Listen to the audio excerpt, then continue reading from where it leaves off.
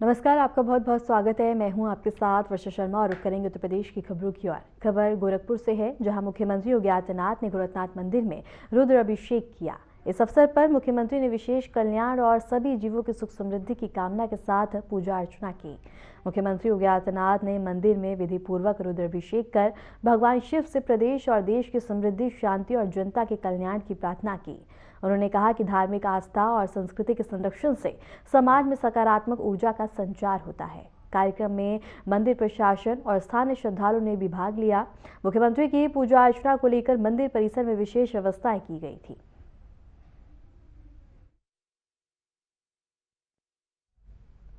और इसके साथ ही बता दें कि सीएम योगी आदित्यनाथ ने गोरखनाथ मंदिर में पहुंचकर रुद्र अभिषेक किया, जहां उन्होंने बता दें कि देश और प्रदेश की जनता के लिए सुख समृद्धि की कामना की।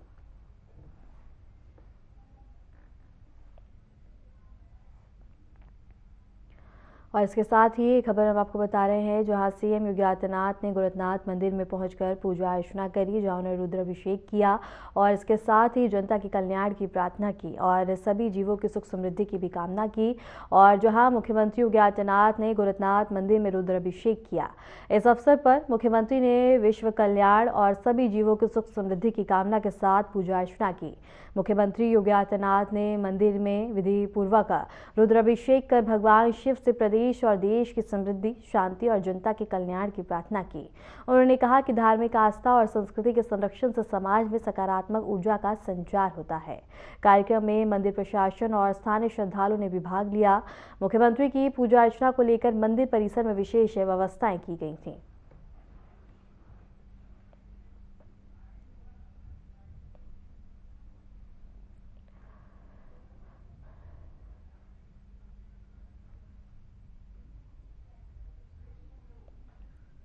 इससे पहले मुख्यमंत्री योगी आदित्यनाथ ने गोरखनाथ मंदिर परिसर में जनता दर्शन किया। इस दौरान मुख्यमंत्री ने विभिन्न जनपदों से आए नागरिकों की समस्याएं सुनी और उन्हें समाधान का भरोसा दिलाया।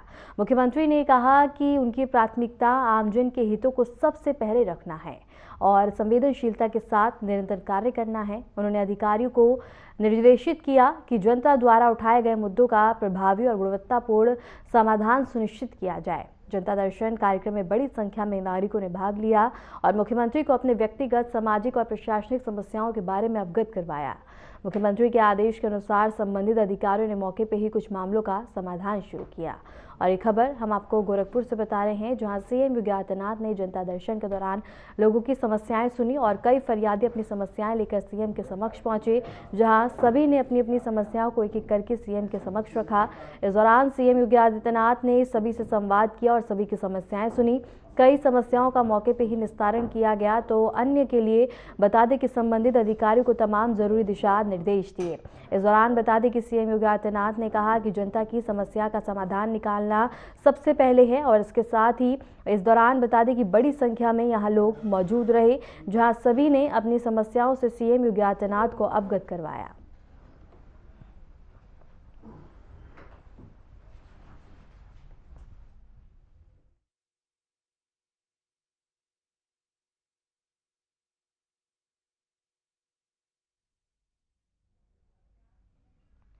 गोरखपुर से बड़ी खबर है, जहां विजेता खिलाड़ियों को पुरस्कृत करेंगे सीएम योगी आदित्यनाथ। विधायक खेल का समापन होगा आज। सीएम योगी आदित्यनाथ कार्यक्रम में रहेंगे उपस्थित। खिलाड़ियों को मिलेगा सीएम का प्रोत्साहन और गोरखपुर में खेल प्रतिभागियों को बढ़ावा मिलता हुआ नजर आएगा। इस वक्त की बड़ी खबर हम आपको बता रहे हैं, जहां खिलाड़ियों को मिलेगा सीएम का प्रोत्साहन। सीएम योगी रहेंगे कार्यक्रम में उपस्थित और इसके साथ विजेता खिलाड़ियों को यहां बता दें कि सम्मानित किया जाएगा। इस वक्त की बड़ी खबर गोरखपुर से बता रहे हैं, जहां विधायक खेल संपदा का समापन होगा आज। सीएम योगी आदित्यनाथ कार्यक्रम में मौजूद रहेंगे। खिलाड़ियों को मिलेगा सीएम का प्रोत्साहन और गोरखपुर में खेल प्रतिभागियों को बढ़ावा मिलता हुआ नजर आएगा। इस वक्त की बड़ी खबर हम आपको बता रहे हैं, मुख्यमंत्री योगी आदित्यनाथ विधायक खेल 2025 के विजेताओं को बता दें कि सम्मानित करेंगे।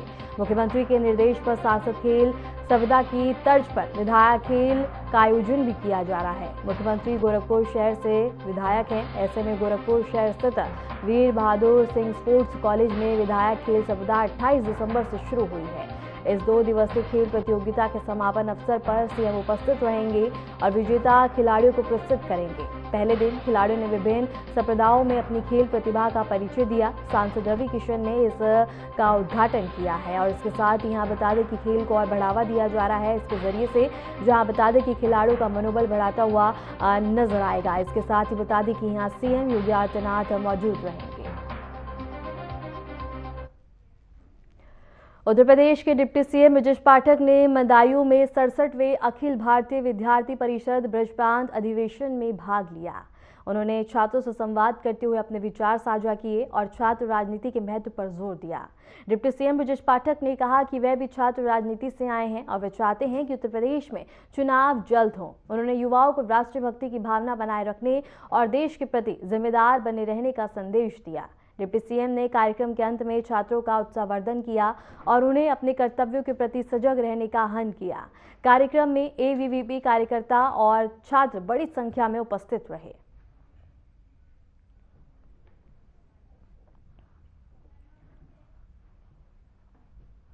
और बदायूं से खबर हम आपको बता रहे हैं, जहां डिप्टी सीएम कार्यक्रम में उपस्थित रहे और इस दौरान बता दें कि उन्होंने उत्तर प्रदेश के डिप्टी सीएम ब्रजेश पाठक ने बदायूं में 67वें अखिल भारतीय विद्यार्थी परिषद ब्रज प्रांत अधिवेशन में भाग लिया। उन्होंने छात्रों से संवाद करते हुए अपने विचार साझा किए और छात्र राजनीति के महत्व पर जोर दिया।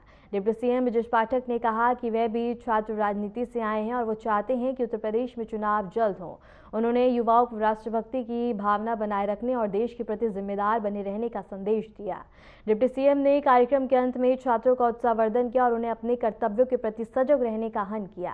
कार्यक्रम में एबीवीपी के कार्यकर्ता और छात्र बड़ी संख्या में उपस्थित रहे।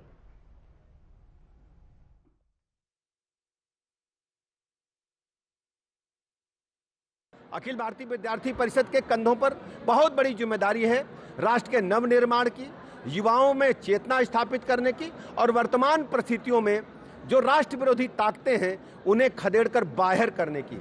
आप जिस ढंग से देख रहे हैं एसआईआर का कार्यक्रम चल रहा है, हम एसआईआर के लिए भी अपने विद्यार्थी परिषद के कार्यकर्ताओं से कहना चाहते हैं कि सभी लोग ऐसे मतदाताओं की पहचान करें जो मृतक हो गए हैं, जो घुसपैठिए हैं, जिनका नाम मतदाता सूची में नहीं होना चाहिए, उनको चिन्हित करें।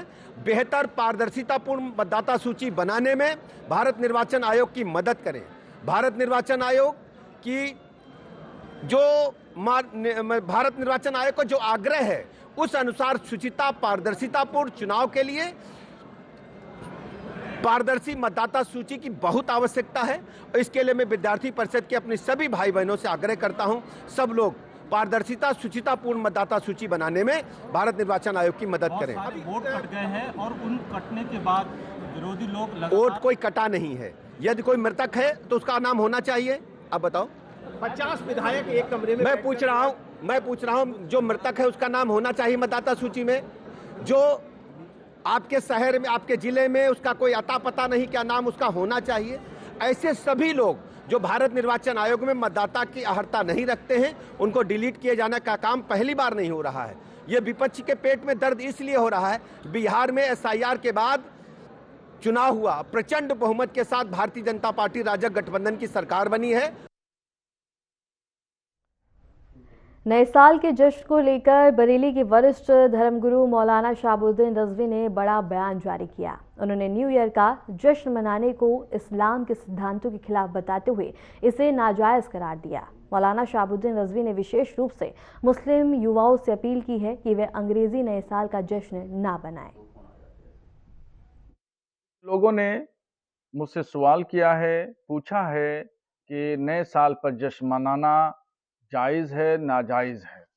तो इस सिलसिले में मैं तमाम मुसलमानों को बता देना चाहता हूं कि नए साल पर जश्न मनाना शरीयत इस्लामिया की रोशनी में नाजायज़ है, इसलिए कि इस्लामी कैलेंडर का जो साल शुरू होता है वो मुहर्रम के महीने से शुरू होता है और ऐसे ही हिंदू कैलेंडर का साल चैत से शुरू होता है और ये यूरोपियन कल्चर है, क्रिश्चियन की यादगार है। वो लोग इस नए साल पे जश्न मनाते हैं और जश्न में होता क्या है, 31 दिसंबर की रात में तमाम फूहड़बाजी, शोर शराबा, हंगामा, नाच गाना, डांस करना, फजूल खर्ची करना, शोर शराबा करना, हंगामा मचाना, ये होता है जश्न का तरीका। और शरीयत इन तमाम चीज़ों की इजाज़त नहीं देती। ये लहव व लईब है, फजूल खर्ची है, और शरीयत ने लहव व लईब को और फजूल खर्ची को नाजायज़ करार दिया है। इसलिए मैं तमाम मुस्लिम नौजवान लड़के और लड़कियों से गुजारिश करूंगा कि वो कतई जश्न न मनाएं। जश्न मनाना नए साल का नाजायज़ है।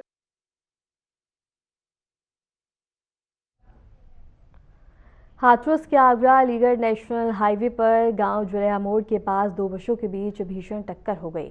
इस हादसे में स्कूल बस के चालक और बस में सवार 65 वर्षीय वृद्ध महिला गंभीर रूप से घायल हो गई। सूचना मिलते ही पुलिस और स्थानीय प्रशासन की टीम मौके पर पहुंची और घायलों को बता दें कि सामुदायिक स्वास्थ्य केंद्र में भर्ती करवाया।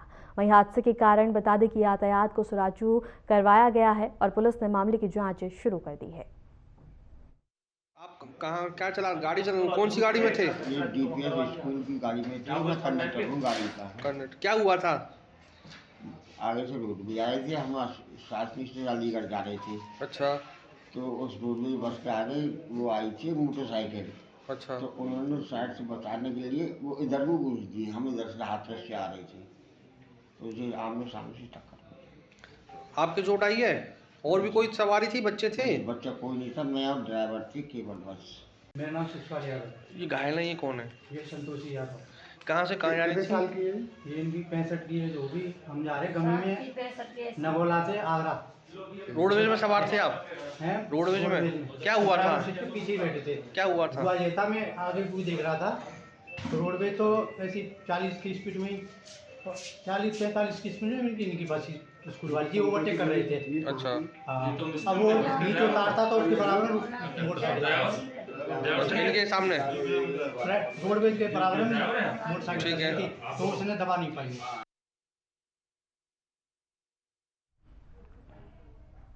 नए साल के अवसर पर बढ़ती भीड़ को देखते हुए बांके बिहारी मंदिर प्रशासन ने आम जनता से अपील की है कि वे 5 जनवरी तक वृंदावन आने से बचें।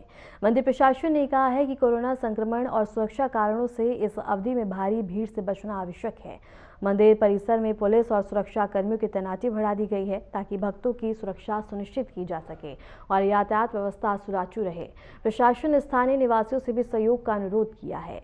वृंदावन से एक खबर हम आपको बता रहे हैं, जहां बता दें कि बांके बिहारी मंदिर में भीड़ काफ़ी ज़्यादा बढ़ती हुई नजर आ रही है। नववर्ष से पहले ही बता दें कि हालात काफ़ी ज़्यादा बिगड़े हुए हैं, जिससे प्रशासन ने लोगों से अपील की है कि बांके बिहारी मंदिर वृंदावन आने से श्रद्धालु अभी फिलहाल के लिए बचे। और इसके साथ ही बता दें कि पुलिस की तैनाती काफ़ी ज़्यादा बड़ी संख्या में यहाँ बढ़ा दी गई है ताकि कोई भी घटना ना घटे। और इसके साथ ही वृंदावन से खबर हम आपको बता रहे हैं, जहां बांके बिहारी मंदिर में श्रद्धालुओं का तांता काफ़ी ज़्यादा बड़ी संख्या में लगा हुआ है। और इसके साथ ही बता दें कि नए साल के अवसर पर बढ़ती भीड़ को देखते हुए बांके बिहारी मंदिर प्रशासन ने आम जनता से अपील की है कि 5 जनवरी तक वृंदावन आने से बचे। मंदिर प्रशासन ने कहा है कि सुरक्षा कारणों से इस अवधि में भारी भीड़ से बचना आवश्यक है। मंदिर परिसर में पुलिस और सुरक्षा कर्मियों की तैनाती बढ़ा दी गई है ताकि भक्तों की सुरक्षा सुनिश्चित की जा सके और यातायात व्यवस्था सुचारू रहे। प्रशासन ने स्थानीय निवासियों से भी सहयोग का अनुरोध किया है।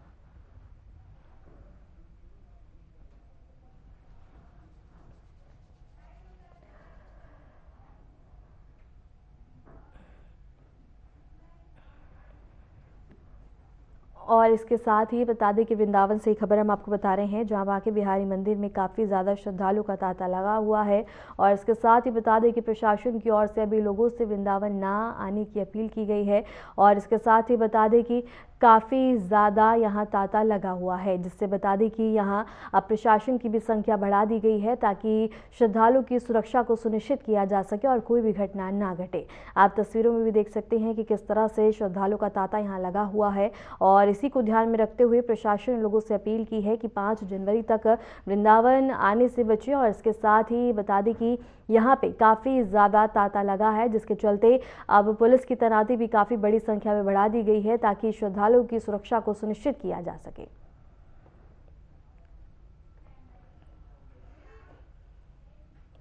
बाराबंकी में लगातार बढ़ती ठंड और शीतलहर को देखते हुए जिलाधिकारी ने छात्र छात्राओं के स्वास्थ्य और सुरक्षा के दृष्टिगत बड़ा फैसला लिया है। जिलाधिकारी द्वारा जारी आदेश के अनुसार शहरी और ग्रामीण क्षेत्रों में स्थित सभी बोर्डों के कक्षा प्री प्राइमरी से लेकर कक्षा 12 से लेकर बता दें कि 29 दिसंबर तक 2025 से 1 जनवरी 2026 तक अवकाश रहेगा।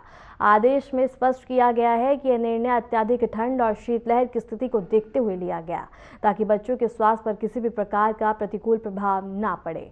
बाराबंकी से ये खबर हम आपको बता रहे हैं, जहां शीतलहर को देखते हुए जिलाधिकारी ने बड़ा फैसला लिया है और इसके साथ ही स्कूलों में बता दें कि बच्चों का अवकाश घोषित किया गया है ताकि कोई भी प्रकोप या ठंड का असर बच्चों में कोई भी बता दें कि बीमारी लेकर ना आए। और इसके साथ ही बता दें कि स्वास्थ्य और सुरक्षा के दृष्टिगत बड़ा फैसला लिया गया है क्योंकि ठंड का असर काफ़ी ज़्यादा है, दृश्यता काफ़ी कम है। और इसके साथ जिला अधिकारी द्वारा जारी आदेश के अनुसार शहरी और ग्रामीण क्षेत्रों में स्थित सभी बोर्डों की कक्षा प्री प्राइमरी से लेकर कक्षा में बता दें कि 12 तक 29 दिसंबर 2025 से लेकर 1 जनवरी 2026 तक अवकाश रहेगा। आदेश में स्पष्ट किया गया है कि यह निर्णय अत्यधिक ठंड और शीतलहर की स्थिति को देखते हुए लिया गया ताकि बच्चों को स्वास्थ्य पर किसी प्रकार का प्रतिकूल प्रभाव ना पड़े।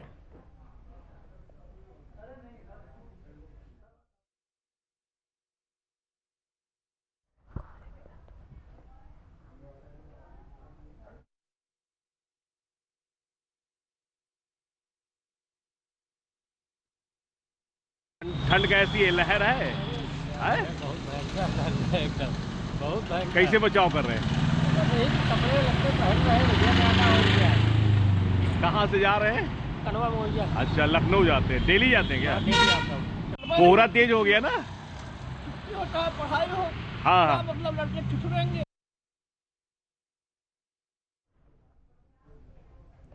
उत्तर प्रदेश के कई जिलों में ठंड और कोहरे का असर काफी ज्यादा देखा जा रहा है। बिजनौर में घने कोहरे और कड़ाके की ठंड से जनजीवन बुरी तरह से प्रभावित हो गया। लगातार जारी शीतलहर के कारण सर्दी का सितम लगातार बढ़ता जा रहा है। सुबह और रात के समय घना कोहरा छाए रहने से दृश्यता बेहद ही कम हो गई है। इसी तरह नोएडा में घने कोहरे के कारण सड़कों पर दृश्यता कम हो गई है।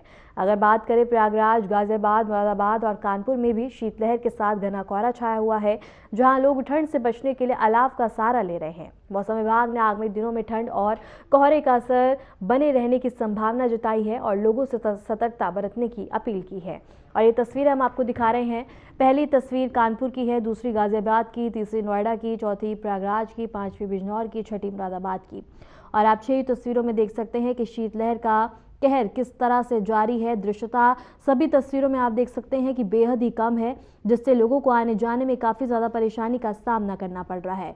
लोग अलाव का सहारा लेते हुए नजर आ रहे हैं और इस ठंड ने बता दें कि लोगों को घरों में रहने के लिए मजबूर कर दिया है। और इसके साथ ही बता दें कि काफ़ी ज़्यादा कोहरा और ठंड का प्रकोप लगातार देखने को मिल रहा है। बिजनौर में घने कोहरे और कड़ाके की ठंड से जनजीवन बुरी तरह प्रभावित हो गया।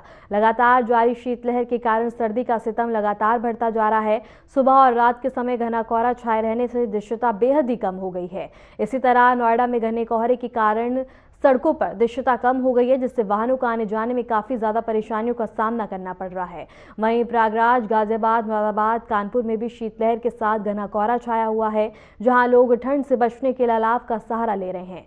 मौसम विभाग ने आगामी दिनों में ठंड और कोहरे का असर बने रहने की संभावना जताई है और लोगों से बता दें कि सावधानी बरतने की अपील की गई है। और इन तस्वीरों में भी आप साफ तौर पर देख सकते हैं कि दृश्यता बेहद ही कम हो गई है। उत्तर प्रदेश की राजनीति में इस वक्त सबसे बड़ा सवाल सिर्फ ये नहीं है कि 2,89,00,000 नाम मतदाता सूची से क्यों कटे। सवाल ये है कि क्या इन कटे हुए नामों के साथ यूपी का सत्ता समीकरण भी कट गया है। समाजवादी पार्टी अध्यक्ष अखिलेश यादव ने एसआईआर को सीधे चुनावी गणित से जोड़ दिया। दावा कटे हुए 2.89 करोड़ वोटरों में से है, जहां 90% बीजेपी के समर्थक हैं। और अगर ये दावा सही है तो क्या यूपी की 403 विधानसभा सीटों पर बीजेपी के हर विधायक के खाते से 60,000 से ज्यादा वोट गायब हो चुके हैं, या फिर ये सिर्फ चुनाव से पहले विपक्ष का एक बड़ा माइंड गेम है। हमारी इस खास रिपोर्ट में हम आपको बताएंगे एसआईआर के वो आंकड़े जिसने घबराहट सत्ता तक पहुंच गई है और वो सियासी गणित जिस पर अब पूरा यूपी टिक गया है। नवंबर से शुरू हुई मतदाता सूची विशेष गहन प्रशिक्षण यानी SIR 26 दिसंबर को पूरी हो चुकी है, लेकिन प्रक्रिया खत्म होने के साथ राजनीति की गर्मी और तेज हो गई है। चुनाव आयोग के आंकड़े शहरों से और चौंकाने वाली कटौती और अखिलेश यादव का सीधा आरोप अब सरकार से भी है और सिस्टम से भी। उत्तर प्रदेश देश का सबसे लोकतांत्रिक राज्य और लोकतंत्र की सबसे बड़ी बुनियादी मतदाता सूची, लेकिन जब इसी सूची से 2,89,00,000 नाम कट जाए तो सवाल उठना लाजमी है। चुनाव आयोग के मुताबिक प्रदेश में कुल 15,44,00,000 मतदाताओं में से करीब 2.89 करोड़ मतदाताओं के नाम हटाए जाने तय हैं। यह प्रक्रिया SIR के तहत की गई है, जिसका उद्देश्य मतदाता सूची को अपडेटेड बनाना बताया गया। लेकिन इन आंकड़ों ने राजनीति में हलचल मचा दी। सबसे चौंकाने वाली बात, शहरी इलाकों में सबसे ज्यादा वोट कटे। राजधानी लखनऊ में जहां पहले करीब 40 लाख मतदाता थे, अब 12 लाख नाम मतदाता सूची से हट चुके हैं, यानी हर 3 में से 1 वोटर आउट। चुनाव आयोग का कहना है कि शहरों में वोट कटने की वजह साफ है: स्थायी पलायन, डुप्लीकेट एंट्री, मृत मतदाता, लंबे समय से अनुपस्थित मतदाता। आयोग के मुताबिक स्थायी रूप से पलायन करने वाला मतदाता सबसे ज्यादा है, इसकी संख्या 1 करोड़ से अधिक बताई गई है। इसके अलावा डुप्लीकेट और मृत मतदाताओं की संख्या भी लाखों में है। लेकिन इसी मुद्दे पर सपा अध्यक्ष अखिलेश यादव ने सीधा हमला बोला। अखिलेश यादव का दावा है SIR में हटाए गए 2.89 करोड़ नामों की जानकारी पहले ही बीजेपी विधायकों तक पहुंच चुकी थी और इसी वजह से बीजेपी के अंदर असंतोष बैठकें और आरोप प्रत्यारोप सामने आ रहे हैं। अगर 2.89 करोड़ में से 85% वोट भी बीजेपी के हुए तो ये करीब 2.45 करोड़ वोट होते हैं। 403 विधानसभा सीटों पर यह औसतन 61,000 वोट प्रति सीट बैठता है। ऐसे में बीजेपी के लिए दहाई का आंकड़ा पार करना भी मुश्किल होगा। अखिलेश यादव ने यही नहीं रुके, उन्होंने कहा कि बीजेपी विधायकों की अलग अलग बैठकें, संगठन से नाराजगी और सार्वजनिक बयानबाजी सब इसी डर का नतीजा है। उनका आरोप है कि सरकार संगठन और सहयोगी दल विधायकों की नहीं सुन रहे हैं। वहीं प्रशासन और चुनाव आयोग इन आरोपों को सिरे से खारिज कर रहा है। आयोग का कहना है कि जिसका नाम कटा है उसके पास पूरा मौका है। इसके अलावा नो मैपिंग श्रेणी में आए 1,80,000 से अधिक मतदाताओं को नोटिस भेजे जाएंगे। इन मतदाताओं को अपनी पात्रता और पहचान से जुड़े दस्तावेज देने होंगे। अब असली सवाल यही है, क्या शहरों में वोट कटने का मतलब बीजेपी का वोट बैंक कटना, या फिर ये सिर्फ आंकड़ों को चुनावी चश्मे से देखने की राजनीति है? क्योंकि शहरों में पलायन, किराए पर रहने वाली आबादी और अस्थायी मतदाता हर दल में होते हैं। SIR का उद्देश्य मतदाता सूची को साफ करना है, लेकिन इसके आंकड़े अब राजनीति को और भी गंदा कर रहे हैं। 31 दिसंबर को ड्राफ्ट सूची आएगी, उसके बाद दावे और आपत्तियां होंगी।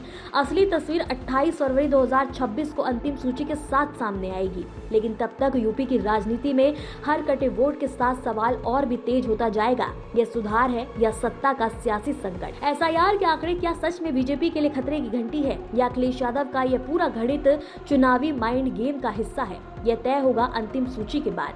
लेकिन इतना साफ है, उत्तर प्रदेश में अब लड़ाई सिर्फ सीटों की नहीं, सूची की है। उत्तर प्रदेश की राजनीति में आज सबसे बड़ा सवाल किसी चेहरे, किसी गठबंधन या किसी नारे का नहीं, सवाल है सूची का, जिसे मतदाता सूची पर लोकतंत्र टिका होता है। वहीं सूची राजनीति के सबसे बड़े आरोप प्रत्यारोप की वजह बन गई है।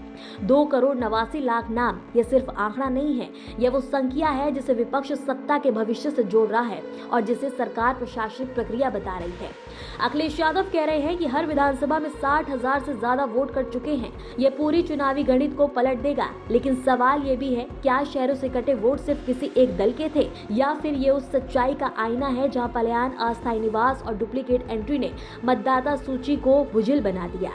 चुनाव आयोग कहता है ये प्रक्रिया किसी के खिलाफ नहीं बल्कि लोकतंत्र के पक्ष में है। नाम कटे हैं तो उन्हें जोड़ने का रास्ता भी खुला है। 31 दिसंबर को ड्राफ्ट सूची आएगी, 30 जनवरी तक दावे और आपत्तियां होंगी और 28 फरवरी को अंतिम फैसला।